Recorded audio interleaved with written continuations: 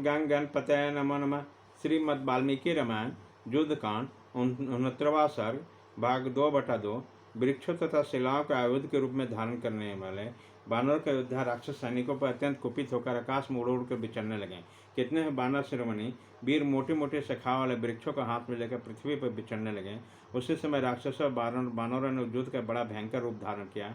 राक्षसों ने बाण समूह को वर्षा द्वारा जब बानरों को आगे बढ़ने से रोका, उसी समय भयंकर पराक्रमी बानर उन पर वृक्षों, शिलाओं तथा शैल शिखरों की अनुपम वृष्टि करने लगे। राक्षस और बानर दोनों ही रण क्षेत्रों में सिंहों के समान दहाड़ रहे थे। कुपित बानर ने कवचों और आभूषणों से विभूषित बहुतेरे राक्षस को युद्ध स्थल में शिलाओं का मार से मार डाला। कितने ही बानर रथ, हाथी, घोड़े पर बैठे हुए वीर राक्षसों को भी सहसा उछलकर मार डालते थे। वहाँ प्रधान प्रधान राक्षसों के शरीर पर पर्वत शिखरों में आच्छादित हो गए। बानर के मुक्का मार खाकर कितनों की आंखें बाहर निकल आई। वे निशाचर भागते, गिरते पड़ते और चित्कार करते थे। राक्षसों ने भी पहने बाणों से कितने ही बानर श्रीमणि को विदीर्ण किया तथा शूलों, मुदगरों, खड़गों, प्रासों और शक्तियों से बहुतों को मार गिराया था। शत्रुओं का रक्त जिनके शरीर लिपटे हुए थे, वो बानर राक्षस वहाँ परस्पर विजय पाने की इच्छा से एक दूसरे को धराशायी कर रहे थे। थोड़ी देर में युद्ध भूमि बानर और राक्षसों द्वारा चलाए हुए पर्वत शिखरों तथा तलवारों से आच्छादित होकर रक्त के प्रवाह से सींच उठा। युद्ध के मत से उन्मत्त हुए पर्वतकार राक्षस जो शिलाओं का मार से कुचल दिए गए थे, सब और बिखरे पड़े थे। वहाँ की सारी भूमि पट गई। राक्षसों ने उनके युद्ध के साधनाभूत शैल शिखरों को जो तोड़ फोड़ डाला, और बानर अपने प्रहारों से विचलित किए जाने कारण राक्षस के तन निकट जा अपने हाथ पैर आदि अंगों द्वारा अद्भुत युद्ध करने लगे। राक्षसों के प्रधान प्रधान वीर बानरों को पकड़कर उन्हें दूसरे बानरों पर पटक देते हैं। उसी प्रकार बानर भी राक्षसों को मार रहे थे। इस प्रकार राक्षस अपने शत्रुओं के हाथ से शिलाओं तथा शैल शिखरों को छीनकर उन्हीं पर प्रहार कर रहे थे, और बानर भी राक्षसों का हथियार छीनकर उन्हीं के द्वारा वध कर रहे थे। इस प्रकार राक्षस और बानर दोनों ही दलों के योद्धा एक दूसरे से पर्वत शिखर को मारने, अस्त्र विदीर्ण तथा रणभूमि में सिंहों के समान दहाड़ने लगे। राक्षसों का शरीर रक्षा के साधन बुद्ध कवच आदि छिन्न भिन्न हो गए।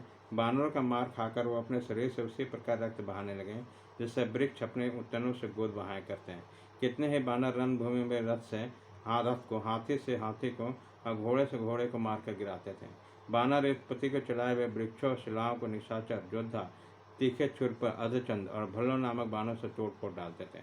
टूट टूट कर गिरे हुए पर्वतों, कटे हुए वृक्षों तथा राक्षसों तथा बानरों की लाशों से पट जाने के कारण उस भूमि पर चलना फिरना कठिन हो गया।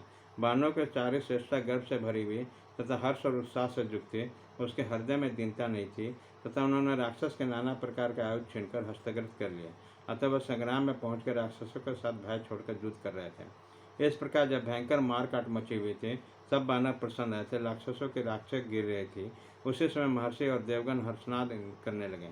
तदंतर वायु के समान तीव्र वेग वाले घोड़े पर सवार होकर तीखी शक्ति लिए नरांतर भयंकर बानरों की भयंकर सेना में इस तरह घुसा जैसे मत्स्य महासागर में प्रवेश कर रहा। उस महाकाय इंद्रद्रोही वीर निशाचर ने चमचमाते हुए भालों से अकेले ही 7 से बानरों को चीर डाला और क्षण भर में बानर पतियों की एक बहुत बड़ी सेना को संहार कर डाला। घोड़े के पीठ पर बैठे हुए महामनुष्य वीर विद्याधरों महर्षियों ने बानरों की सेना में विचरते हुए देखा। वह जिस मार्ग में निकल जाता वहीं धराशायी होकर पर्वताकार बानरों से ढका दिखाई देता और वहाँ रक्त और मांस की कीच मच जाती। बानरों के प्रधान प्रधान वीर जब तक पराक्रम करने का विचार करते हैं तब तक नरांतर उन सबको लांघकर भाले के मार से घायल कर देता। जैसे दावानल सूखे जंगलों को जलाता है, उसी प्रकार प्रज्वलित प्राप्त किए नरांतक युद्ध के मुहाने पर बानर सेनाओं को करने लगा। बानर लोग जब तक वृक्ष पर्वत शिखरों को उखाड़ते हैं तब तक उसके भाले का चोट खाकर ब्रज के मारे हुए पर्वत की भांति ढह जाते हैं। जैसे वर्षा काल में प्रचंड वायु सब और वृक्षों को तोड़ती बिखरती हुई विचरती है, उसी प्रकार बलवान नरांतक रणभूमि में बानरों को रौंदता हुआ संपूर्ण दिशाओं में विचरने लगा। बानर वीर भय के मारे न तो भाग पाते हैं, न खड़े रह पाते हैं, न उनसे कोई चेष्टा करते बनती है। पराक्रमी नरांतक को छलते हुए पड़े हुए जाते हुए सभी बानरों पर भाले का चोट करता। उसकी भाला अपने प्रभा से सूर्य के समान उद्दीप्त हो रहा था। जमराज के समान भयंकर जान पड़ता था और एक ही भाले के मार से घायल होकर झुंड के झुंड बानर धरती पर सो गए। ब्रज के आघात को भी मात करने वाले उस प्रास के दारुण प्रहार को भी बानर नहीं सहन कर सके। वे जोर जोर कर चित्कार करने लगे। वहाँ गिरते हुए बानर विनोद को उन पर्वतों के समान दिखाई देने लगा जो ब्रज के आघात से शिखरों को विदीर्ण होकर धराशायी दिया। पहले कुंभकर्ण ने जिसे रणभूमि में गिरा दिया, वह महामनुष्य श्रेष्ठ बानर उस समय तक स्वस्थ होकर सुग्रीव के सेवा में उपस्थित हुए। सुग्रीव ने जब सब और दृष्टिपात किया तब देखा कि बानरों की सेना नरांतक से भयभीत होकर इधर उधर भाग रही है। सेना को भागते देखकर नरांतक के भी दृष्टि डाले, जो घोड़े के पीठ पर हाथ में भाला लिए आ रहा था। उसे देखकर महातेजस्वी बानाराज सुग्रीव ने इंद्रतुल पराक्रमी वीर कुमार अंगद से कहा, बेटा, वो जो घोड़े पर बैठा बानर सेना में हलचल मचा रहा है, उस वीर राक्षस का सामना करने के लिए आओ और उसके प्राणों का शीघ्र ही अंत कर डालो। स्वामी की आज्ञा सुनकर पराक्रमी अंगद उस समय मेघों के घटा के समान प्रतीत होने वाली बानर सेना को उसी प्रकार निकले जैसे सूर्यदेव बादलों के ओट में प्रकट हो रहे हैं। बानों में श्रेष्ठ अंगद शैल समूह के समान विशालकाय थे। वह अपने बाहों में बाहुबल धारण किए हुए थे, इसलिए स्वर्ण आदि धातुओं से युक्त पर्वत के समान शोभा पाते थे। बलिपुत्र अंगद बड़े महातेजस्वी थे। उनके पास कोई हथियार नहीं थे, केवल नख और दाढ़ ही उसके अस्त्र थे। वह नरांतक के पास पहुंचकर इस पर बोले, ओ निशाचर, ठहर जा। इन साधारण बंदरों को मारकर तू क्या करेगा? तेरे भाले की चोट ब्रज के समान ऐसेंगे, किंतु जरा मेरे इस छाती पर तो मार। अंगद की बात सुनकर नरांतक को बड़ा क्रोध हुआ। वो कुपित होकर दांतों से ओठ दबाकर सर की भांति सांस लेकर बलिपुत्र अंगद के पास आकर खड़ा हो गया। उसने उस चमकते हुए भाले को घुमाकर सहसा उसे अंगद के दे पड़ा। बलिपुत्र अंगद का बसस्थल ब्रज के समान कठोर था। नरांतक का भाला उस पर टकराकर टूट पड़ा और जमीन पर जा पड़ा। उसके भाला गरुड़ के द्वारा खंडित किए गए सर्पों के भांति टुक टुक कर पड़ा देखकर बलिपुत्र अंगद ने मुहतेली ऊंची करके नरांतक के घोड़े के मस्तक पर बड़े जोर से थप्पड़ मारा। उससे घोड़े का सिर फट गया, पैर नीचे को धंस गया, आंखें फूट गई, जीभ बाहर निकल आई। वह पर्वताकार अश्व प्राणहीन होकर पृथ्वी पर गिर पड़ा। घोड़े का मरा देखकर पृथ्वी पड़ा नरांतक के क्रोध की सीमा नहीं रही। उन महाप्रभावशाली निशाचर ने युद्ध स्थल में मुक्का तानकर बलि कुमार के मस्तक पर मारा। मुक्के के मार संकट का सिर फूट गया।